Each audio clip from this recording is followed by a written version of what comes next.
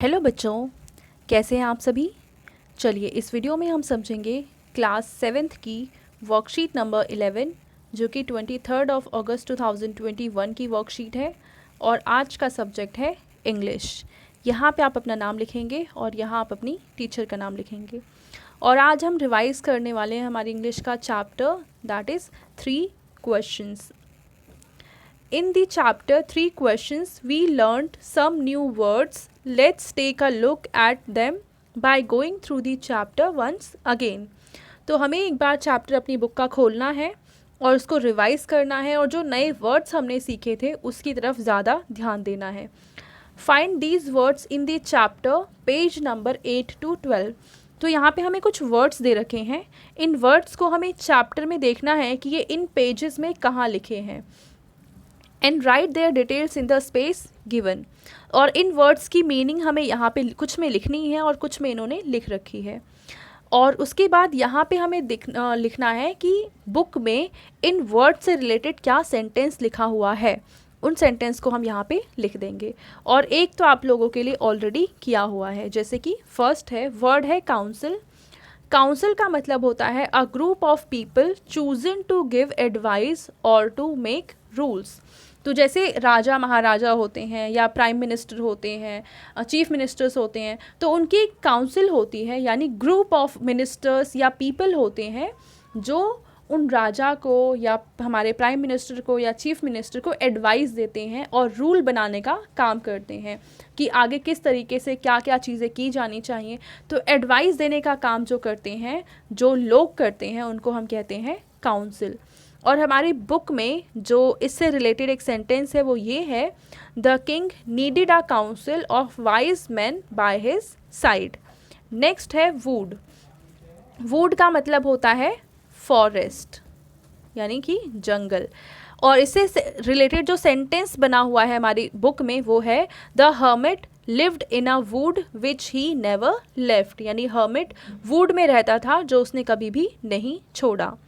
Next word है affairs. Affairs का मतलब होता है थिंग्स, मैटर्स और बिजनेस। जैसे हम बोलते हैं करंट अफेयर, यानी फ़िलहाल क्या चीज़ें चल रही हैं। तो अफेयर्स का मतलब होता है आसपास हमारी चलने वाली चीज़ें। अब अफेयर्स से रिलेटेड आपको देखना है कि पेज नंबर 8 से लेकर 12 के बीच में ऐसा कौन सा सेंटेंस है जिसमें ये वर्ड अफेयर यूज़ हुआ है। तो आप अपनी बुक खोलेंगे, चैप्टर खोलेंगे 3 क्वेश्चंस, और इसमें स्कैन करेंगे कि पेज नंबर 8 से लेकर 12 तक कौन सा ऐसा सेंटेंस है जहाँ पे ये वर्ड यूज़ हुआ है, और उस सेंटेंस को आप यहाँ पे लिख देंगे। ठीक है। नेक्स्ट है फेंटेड। फेंटेड का मतलब होता है बेहोश हो जाना। इसका मतलब होता है लॉस्ट कॉन्शियस, लॉस्ट कॉन्शियस।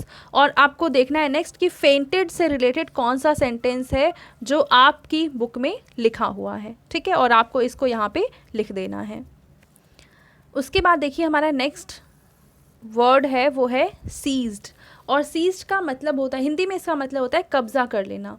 तो इंग्लिश में इसको हम बोलेंगे ग्रैब, यानी किसी चीज़ पर कब्ज़ा कर लेना।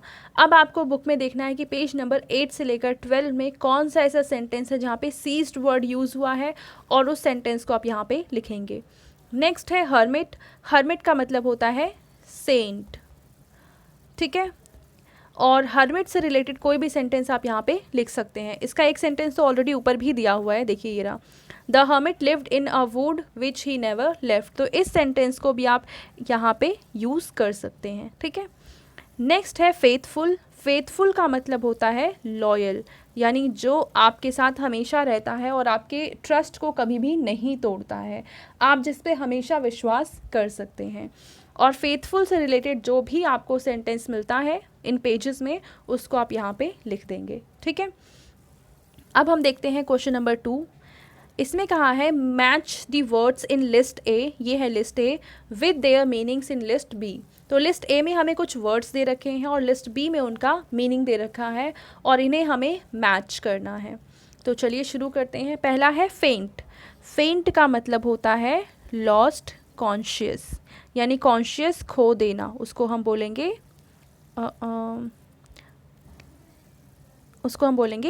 फेंटेड। नेक्स्ट है वाउंडेड। वाउंडेड का मतलब होता है इंजर्ड हो जाना, तो इसको हम मैच करेंगे सीवियरली इंजर्ड के साथ। नेक्स्ट है अवोक मतलब उठ जाना, तो इसको हम मैच करेंगे got up from sleep. Next है फॉरगिव मतलब माफ़ करना, और इसको हम पार्डन भी कहते हैं। नेक्स्ट है पिटी। पिटी का मतलब होता है फील सॉरी फॉर, किसी के लिए सॉरी फील करना कि उसकी कैसी हालत हो गई है। नेक्स्ट है बेड्स। बेड्स का मीनिंग होता है small patches of ground for plants. Next है रिटर्न। रिटर्न को हम मिलाएंगे गिव बैक के साथ, यानी वापस कर देना। ठीक है, तो ये थे इन वर्ड्स के मीनिंग, यहाँ पे वर्ड्स, यहाँ पे इनका मीनिंग, और ये हमने मैच कर दिया है। तो ये थी आज की हमारी इंग्लिश की वर्कशीट। आई होप ये वर्कशीट आपको बहुत अच्छे से समझ में आ चुकी होगी। Thank you.